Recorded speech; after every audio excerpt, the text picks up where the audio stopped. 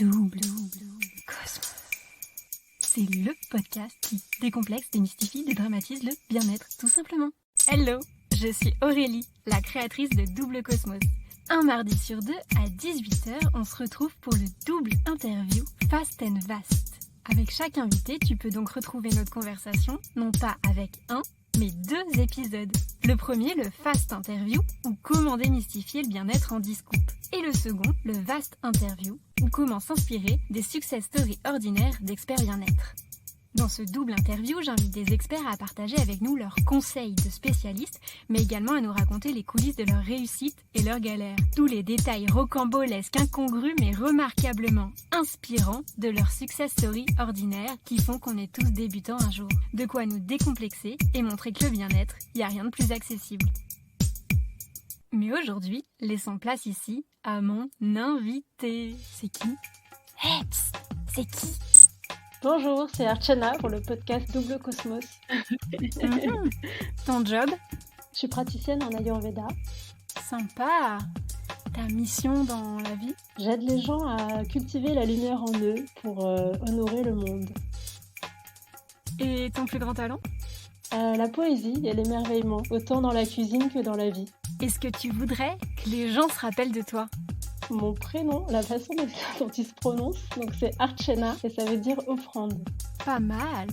Et tu vas nous parler de quoi alors aujourd'hui ? Justement, je voudrais parler de la nourriture végétale, mais sous l'angle du plaisir, puisque j'ai l'impression qu'il y a beaucoup d'injonctions dès qu'on veut manger végé, vegan. Moi, je pense qu'il faut avant tout prendre du plaisir et s'émerveiller quand on arrive dans cette façon de manger. Et donc, l'alimentation végétale, pour moi, elle a vraiment 3 rôles, qui sont de préserver la planète, pas faire souffrir les animaux, et aussi d'améliorer sa santé, puisque j'ai l'impression qu'on est quand même en meilleure santé quand on a une alimentation végétale bien réfléchie et bien mise en place. Ça fait plus de 10 ans, moi, que je mange de cette manière-là. Je vois beaucoup de choses sur les réseaux, sur la manière dont les gens m'abordent aussi dans les consultations, où c'est très difficile parfois d'aller vers ça, parce que les gens pensent que c'est compliqué, parce qu'ils entendent plein d'injonctions, de barrages aussi, en disant oui, mais non, c'est pas bon, ceci, cela. Et donc, il y a pas mal de gens qui sont perdus au final. Et je trouve que c'est important de remettre les choses à leur place. Alors, c'est parti, mon kiki. 5 mythes versus réalité. On commence avec les légendes urbaines à connaître pour se la péter en soirée. C'est quoi le truc faux que tout le monde croit et qui te rend dingue ? Tout de suite, on nous dit qu'on est carencé. Moi, ça me rend dingue parce que n'importe qui peut être carencé à partir du moment où il fait pas attention à ce qu'il mange. Une chose que personne ou peu de gens savent et que tous les experts dans le game connaissent.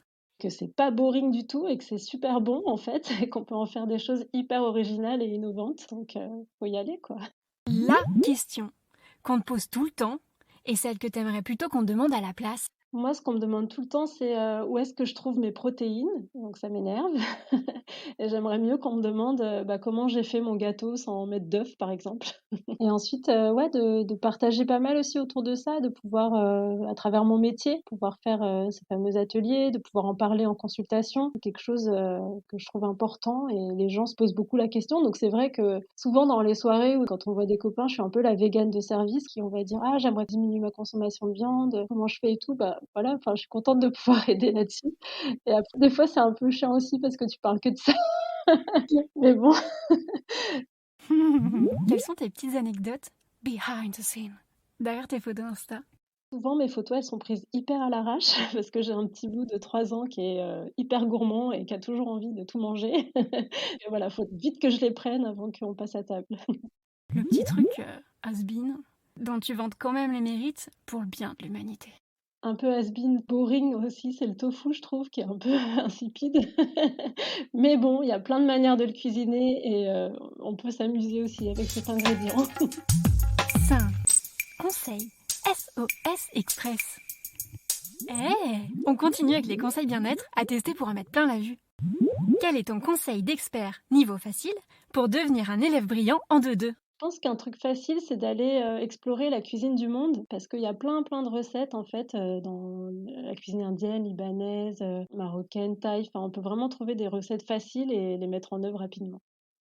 La recette SOS en cas de galère que tu voudrais délivrer à tout le cosmos. Mais moi, j'ai mon truc que je fais assez facilement et rapidement, surtout quand je suis malade ou quoi, c'est un dal. Donc, c'est des lentilles corail que je cuisine avec plein d'épices. Et c'est vraiment un truc super pouvoir. Ça me donne plein d'énergie, c'est réconfortant et ça fait du bien. Et c'est coloré. Donne-nous un scoop. Quel est le truc fastoche et pas chronophage que pourtant personne fait?